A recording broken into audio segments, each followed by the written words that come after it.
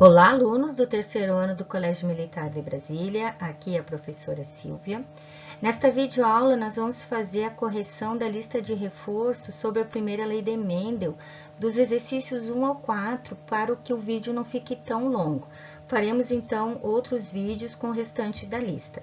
Este é um trabalho da equipe de Biologia do terceiro ano do Colégio Militar de Brasília. O exercício número 1 diz o seguinte: em relação à anomalia gênica autossômica recessiva albinismo, então aqui nós já temos a seguinte informação, que o albinismo é uma característica recessiva, logo ela é determinada pelo genótipo azinho-azinho. A condição pigmentado, então nós teremos os genótipos azão-azão ou azão-azinho. Seguindo aqui. Qual será a proporção de espermatozoides que conterá o gene azão em um homem heterozigoto? Lembrando que o genótipo do homem heterozigoto é azão-azinho. Para a produção de espermatozoides, deverá acontecer o quê? Uma espermatogênese, que é uma meiose. Vamos recordar, então, a meiose. Na meiose, uma célula-mãe de espermatozoides formará 4 espermatozoides. Esta célula-mãe é chamada de espermatogônia. Nesse momento aqui, na análise desta célula, a célula A, nós temos aqui uma célula com 2 cromossomos homólogos. Um cromossomo porta o alelo azão e o outro o alelo azinho. Esses cromossomos aqui, eles estão simples. Para que ocorra, então, a meiose, nós temos que ter a necessidade da duplicação do material genético. Mas antes disso, eu quero recordar com vocês, isso aqui é uma célula N ou 2N. É uma célula 2N, porque nós temos aqui o par de cromossomos homólogos.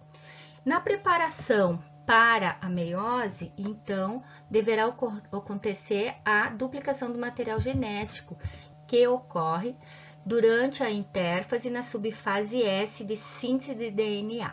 Após a síntese de DNA, onde ocorre a duplicação do material genético, nós passamos a ter agora o seguinte: cromossomos duplicados com 2 cromátides. As cromátides são aqui, ó. Aqui eu tenho uma cromátide, aqui eu tenho outra cromátide. Essas cromátides no mesmo cromossomo são chamadas de cromátides irmãs. Duplicado, então, eu gostaria de perguntar, aqui é uma célula N ou 2N? Continua sendo uma célula 2N, por quê? Porque eu ainda tenho o par de cromossomos homólogos aqui presentes. Duplicado, então, o material genético, vamos para a meiose 1. O que ocorre, então, na meiose 1?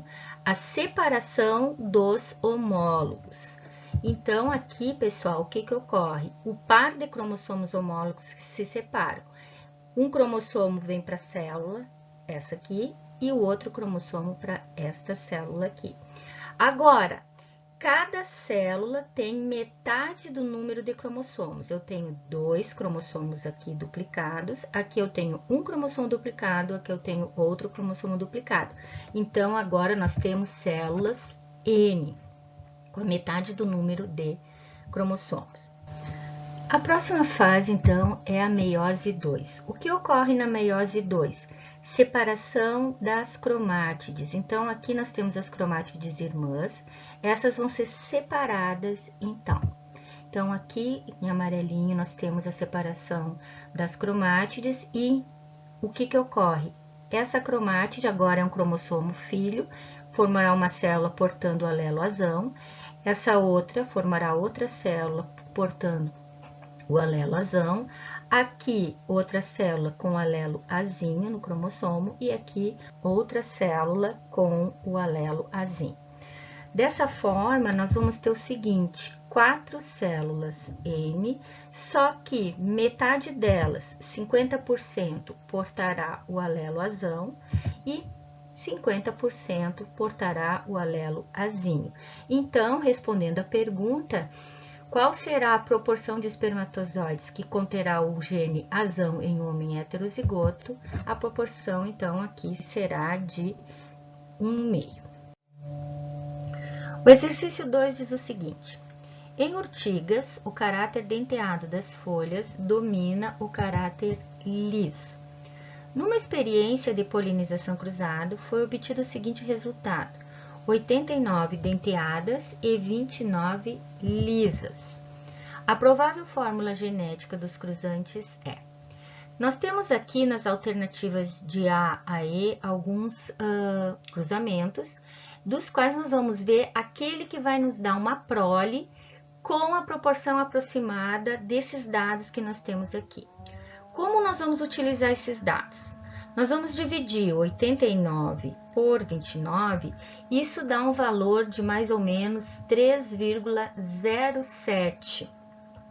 Significando então que nós temos uma proporção de 3 denteadas para uma lisa. Então, vamos analisar cada um desses cruzamentos agora para ver qual deles nos dá uma proporção de 3 denteadas para uma lisa. Na letra A, nós temos então o cruzamento entre um heterozigoto e um homozigoto recessivo. Fazendo o cruzamento aqui, nós temos, então, o quadro de Punnett e agora, então, os fenótipos que nós vamos encontrar. Desses fenótipos, nós teremos aqui, ó, metade será denteada e metade será lisa. Esse resultado, ele está diferente, então, do que nós observamos aqui. Na letra B, nós temos o cruzamento entre um homozigoto dominante e um homozigoto recessivo. O que nós vamos encontrar aqui? Daria até para fazer de cabeça, mas vamos fazer a apresentação aqui. Nós vamos ter aqui uma prole de 100% de indivíduos heterozigotos, dando um fenótipo denteado. Então, nós teremos aqui 100% da prole denteada. No cruzamento C, nós temos o cruzamento entre dois heterozigotos. E com isso, então, fazendo aqui o quadrinho de Punnett, nós vamos encontrar o seguinte: 3 denteadas para uma lisa. Então, aqui, 3/4 de denteada para uma lisa. Então, aqui já está no páreo esse cruzamento. Vamos finalizar os outros dois. Na letra D, nós temos um homozigoto dominante e um heterozigoto. Fazendo, então, o quadrinho de Punnett aqui, nós vamos ter 100% da prole, então, denteada. Não acompanha o nosso resultado. E, por fim, na letra E, 2 homozigotos dominantes sendo cruzados, nós teremos também 100% de denteadas.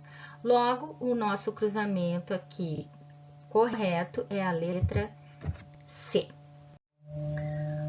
O exercício 3 fala o seguinte: se um rato cinzento heterozigótico for cruzado com uma fêmea de mesmo genótipo e com ela tiver 16 descendentes, a proporção mais provável de genótipos desses últimos deverá ser.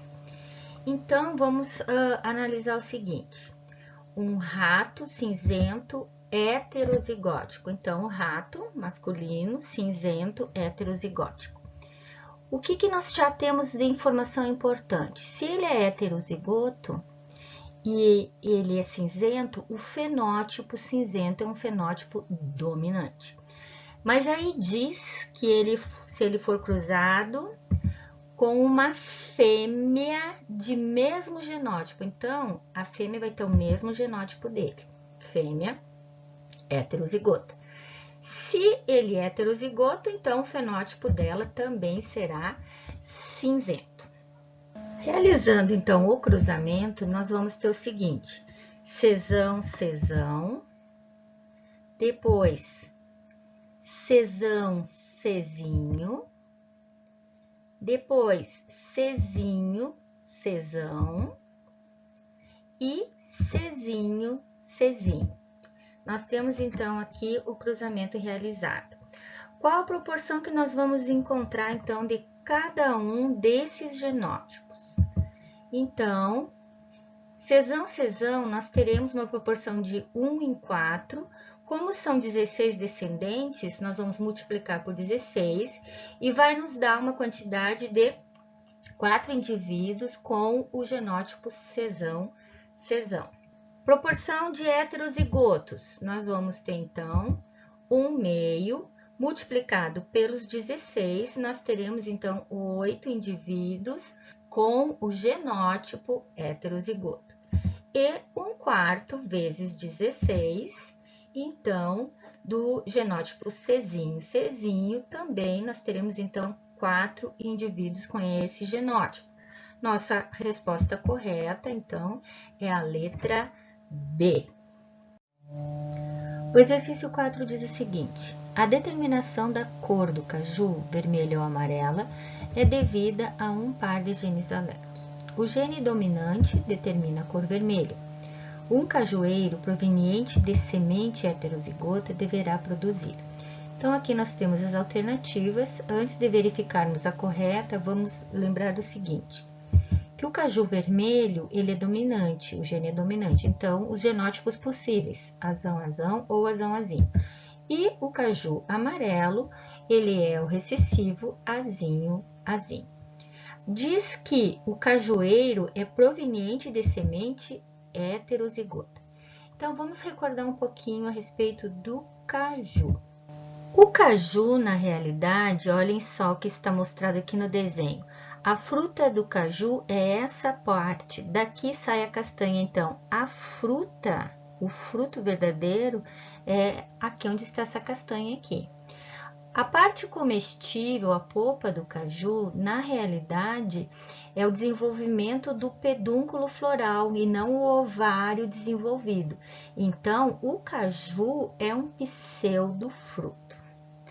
Lembrado isso, vamos imaginar agora a situação. É dito aqui que o cajueiro, ele é proveniente da semente heterozigota. Essa semente, ela germina e vai formar raiz, caule, folhas, flores. E com isso, o que acontece? Para o crescimento da árvore, nós vamos ter várias mitoses. Na mitose, uma célula mãe origina duas células filhas idênticas.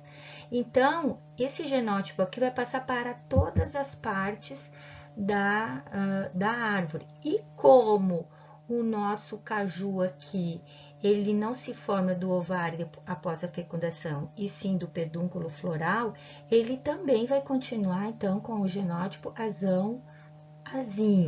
E com isso, todos os frutos da nossa árvore, então, vão ser vermelhos.